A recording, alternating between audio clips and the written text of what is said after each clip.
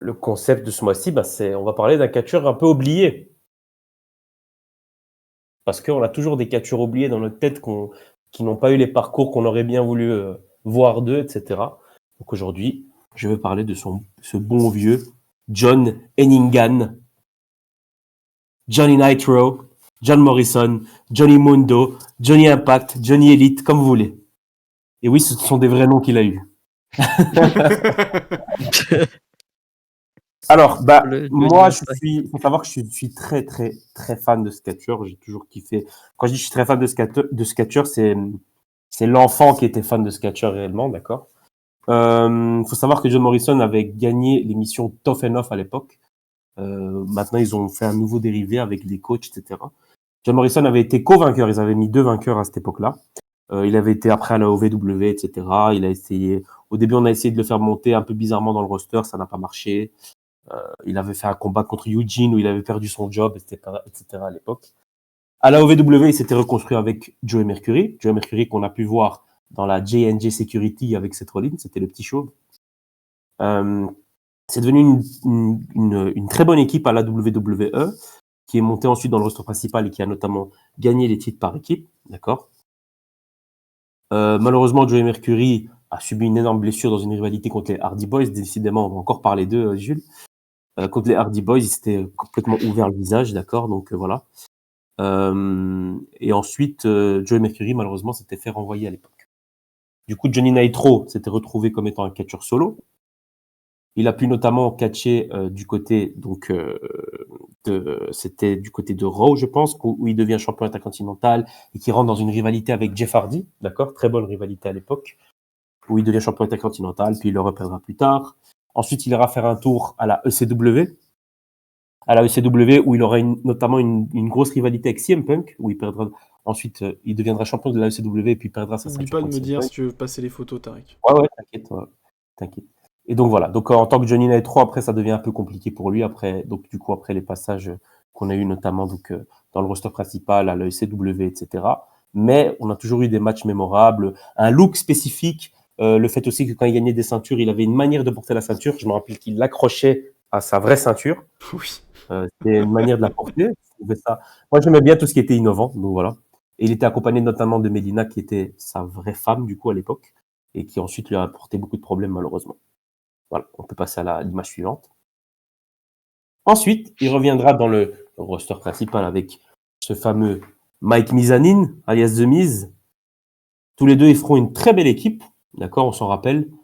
Ils deviendront champions par équipe, ils auront des rivalités. Ils deviendront même équipe de l'année au Slammy Award. Je me rappelle même, ils ont fait pendant 1 mois leur entrée avec les Slammy Awards et la ceinture. Donc, j'ai pas oublié.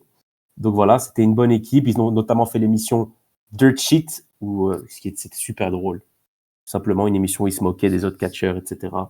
Ça marchait super bien à l'époque. Et d'ailleurs, ils l'ont refait quand ils étaient revenus récemment, mais ça, je vais en reparler après. Donc voilà. Tu peux passer à la slide suivante. Ensuite, The Miz sera drafté du côté de Raw et John Morrison SmackDown. Donc du coup, l'équipe se séparera. The Miz en profitera pour l'attaquer d'un coup, pour aucune raison.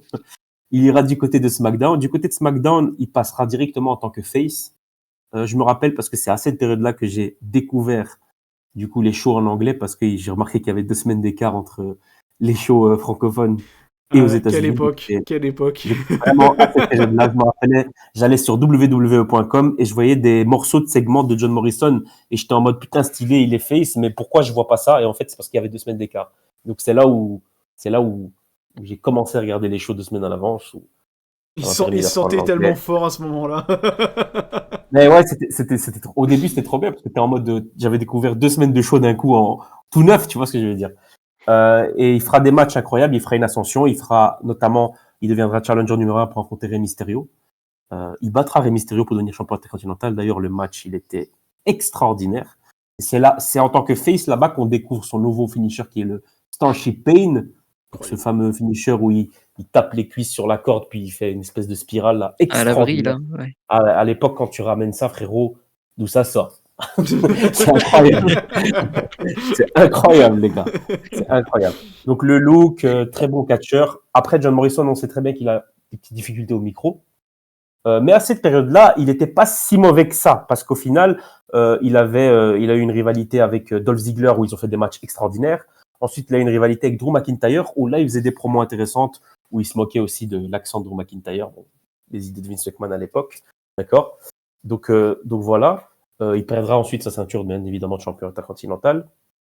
Voilà, après, mais en tant que champion intercontinental, il participe souvent à des main events de matchs par équipe, etc., avec les grosses têtes. C'est une tête d'affiche de SmackDown, clairement. C'est devenu une attraction principale de SmackDown. Il apparaît à tous les shows. Il a un match quasi tous les shows. C'est obligatoire. Une rivalité importante tous les shows. Bon, c'est le champion intercontinental à l'époque. Et à cette époque-là, les champions intercontinentaux, c'était souvent Rey Mysterio et notamment Chris Jericho. Donc, c'était pas de la merde d'être champion intercontinental à cette période-là. Et puis, battre Rey Mysterio, c'était pas n'importe quoi. C'est après Rey Mysterio qu'on est repassé au titre intercontinental qui redevient un peu un titre plus mineur où on donne un peu plus la chance à l'époque de Ziggler, de McIntyre, Kofi Kingston, etc. Je peux passer à l'image suivante. Bien sûr, je peux faire ça. Entre-temps, The Miz, lui, devient Mr. Money in the Bank. Il devient, avant d'être champion de la WWE, bien évidemment, lui, il devient champion par équipe avec Big Show. Il gagne, je me rappelle, il avait 3 ceintures, plus la mallette, je crois. C'était une dinguerie. The Miz Show. The Miz Show, voilà. The Miz Show. Donc voilà, il devient champion de la WWE. John Morrison, lui, rentre dans une petite rivalité avec Sheamus, mais bien évidemment, avant ça, il fait partie du Elimination Chamber, notamment avec l'Undertaker, etc., où il fait des beaux spots. Pas un gros spot, le gros spot, c'est pour un autre Elimination Chamber. Mais à cette époque-là, du coup, il faisait partie du Elimination Chamber avec Undertaker, etc. Dedans, je pense qu'il est dans les 3 derniers, il me semble. Donc voilà. Après ça, du coup, John Morrison rentre dans une petite rivalité avec Sheamus et bat Sheamus dans un match de l'échelle, d'accord, pour décrocher du coup un contrat pour affronter le champion de la WWE. C'est ce jour-là où il affronte The Miz. Malheureusement, il perd le match. Je vous cache pas qu'à l'époque, quand il perd le match, j'étais dépité. J'étais vraiment dépité. Et je pense que John Morrison a été mal géré et je vais vous donner un nom. Je vais vous donner un nom aujourd'hui. Comment? Je le dis gentiment. Comment c'est possible qu'à cette époque-là, tu ne fais rien de plus avec un John Morrison, mais qu'entre-temps, tu as donné une mallette à Jack Swagger? Oh putain. Les vrais américains, n'est-ce pas? Et là, oui, ok, oui, John Morrison, c'est pas le meilleur en promo, mais Jack Swagger, c'est dégueulasse, frérot. Alors déjà, juste, excuse-moi de te couper, mais à un moment donné, tu le mets avec Zeb Colter, bon, ta gueule, quoi. Non, mais ça, c'était après. Après. Non, mais d'accord, mais c'est pour dire. Ouais, mais voilà, mais c'est une raison aussi. Mais moi, je parle du All-American, d'accord? Jack Swagger, et voilà, et puis t'as un John Morrison, tu fais rien avec après. Donc voilà, donc il perd ce match, malheureusement. Je peux montrer juste l'image d'après pour voir si je peux passer à autre chose. Avant d'en arriver là, tu peux rester sur cette image. Tu peux rester sur cette image. Avant d'en arriver là, il fait notamment partie de l'équipe de la WWE pour affronter la Nexus. Donc dans cette équipe, donc il fait partie de cette équipe-là. Après ça, il se met en équipe avec R-Truth. Ils vont notamment à WrestleMania pour affronter The Miz et Big Show aussi d'ailleurs, si je me souviens bien. Ils gagnent pas le match aussi à l'époque. Je trouve que c'était dommage parce que ils avaient une bonne alchimie sur le ring les deux ensemble. C'était stylé. Bon, à l'époque, t'es content juste de voir un catcheur que tu kiffes faire des choses. Donc moi, j'étais content de voir avec R-Truth. Voilà. Et puis ensuite, on sait très bien ce qui va se passer. On a le heel turn de R-Truth qui fume la cigarette, qui met des coups de bouteille, etc. Donc voilà. Donc c'est ce qu'on a eu. Ok. Je peux passer à l'image suivante. Entre-temps, on va notamment se rappeler de ses spots à John Morrison. C'est ça qui est important avec John Morrison. John Morrison qui pratique le parcours, d'accord? Je me rappelle toujours, ça c'était un truc que je kiffais trop. Ouais, c'était incroyable. Vous vous rappelez, à l'époque, il y avait le catcheur qui marchait, c'était écrit à côté Next, genre, il va arriver avec la musique, oh, give it up. C'était ça. Ben lui, non, il y avait d'abord un petit passage où il faisait du parcours. Il faisait du parcours dans le truc. Trop stylé.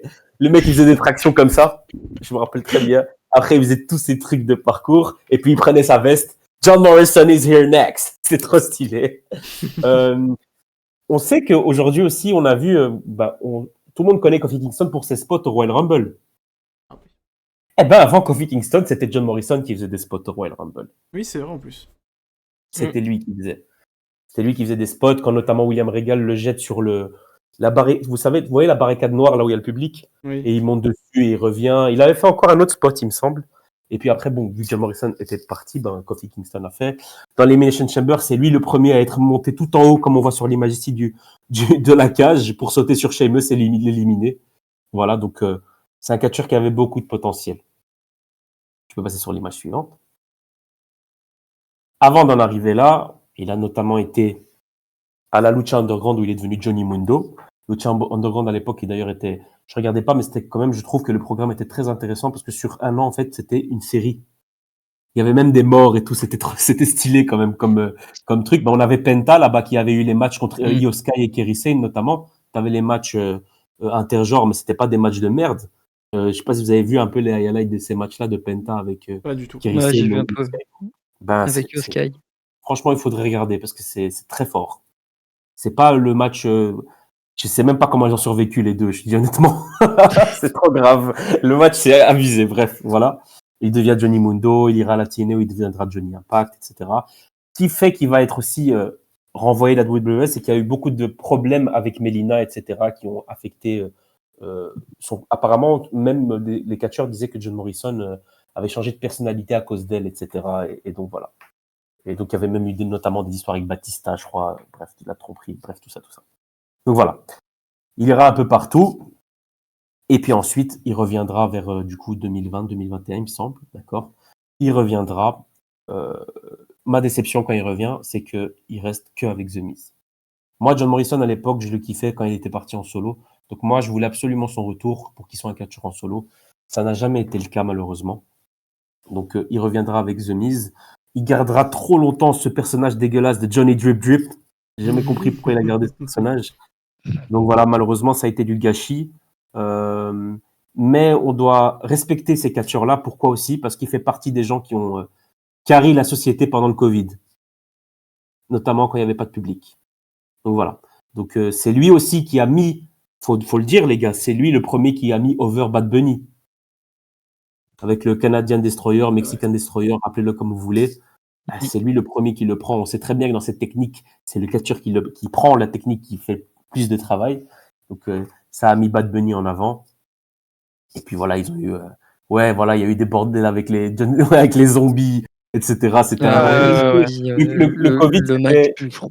Ouais, voilà, le Covid, c'était un peu un truc qu'on essayait plein de Avec choses. Damien Priest, oh là là. Mais voilà, mais n'empêche, on peut pas le nier. Moi, c'est pour ça que je trouve ça dommage pour certains catcheurs, c'est que pendant le Covid, ils étaient là chaque semaine. Je parle pas que pour lui, hein. Andrade aussi, à ce moment-là, il se fait renvoyer alors que le gars, il était là pendant tout le Covid. Ils avaient carrément des alliances avec Buddy avec Murphy Randy aussi. Orton. Buddy Murphy, Murphy aussi. Austin Theory, pas Santos, Angel Garza, etc.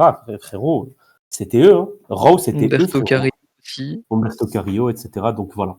Donc voilà. John Morrison, c'est du coup ma déception, c'est ça, c'est pour moi, je trouve qu'ils auraient pu faire beaucoup plus de choses avec lui parce qu'il était très intéressant à l'époque. Son look était spécial et n'a jamais dérangé, alors qu'aujourd'hui. C'est son entrée restera mythique. Hein. L'entrée reste mythique. Le gros riff de guitare là. Et puis on peut pas. Et puis je pense qu'on a tous en tête ce fameux spot de Money in the Bank où il fait un salto arrière avec l'échelle en main, quoi. Oui. Donc voilà. Pour moi, c'est un type qui est oublié, un catcheur qui est oublié. Mais pour moi, il restera toujours mémorable parce que le mec, en tant que performeur, c'était un monstre. Il avait une façon de catcher qui était lente, mais chaque mouvement était millimétré, était acrobatique, etc. Le mec, il était bon. Et voilà. Moi, je pense qu'on a raté un vrai truc avec lui. Et voilà, ça me fait vachement chier parce que j'aime beaucoup ce catcheur. Mais après, je sais qu'il est encore occupé. Je crois qu'il était à la EW à un moment, je sais plus où il était, etc. Il a même fait de la boxe à un moment, il a gagné un combat de boxe. Il a eu des combats de boxe. Ouais, il a gagné un combat de boxe. Il a été aussi dans des films.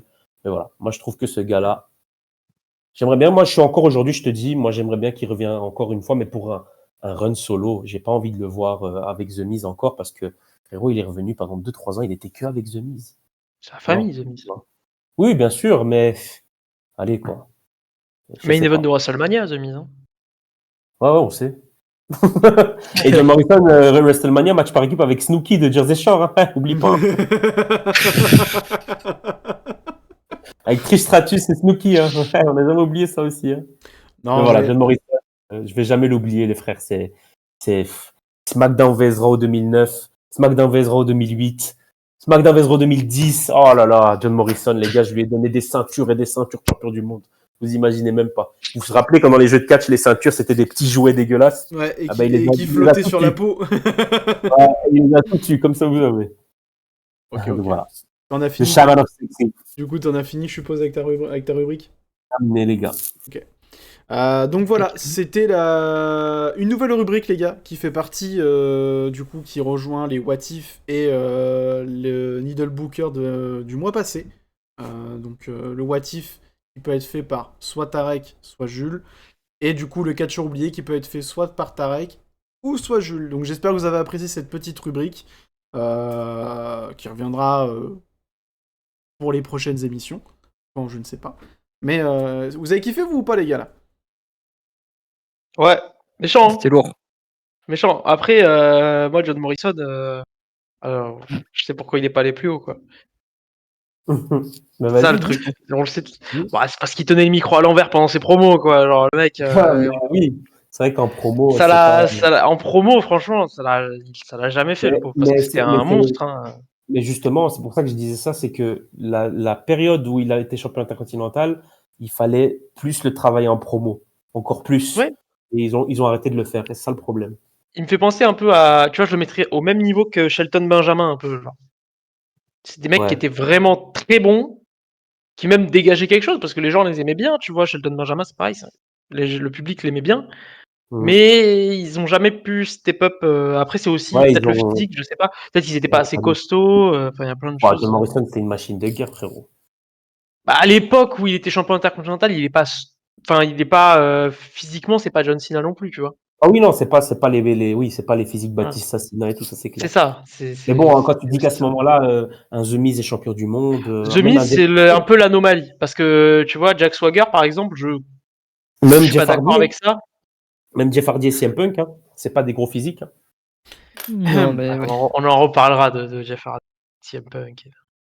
Non, mais tu vois, c'est pas des gros physiques. Mais oui, mais je comprends ce que tu veux dire. J'ai totalement compris ce que tu veux dire. Ok, ok.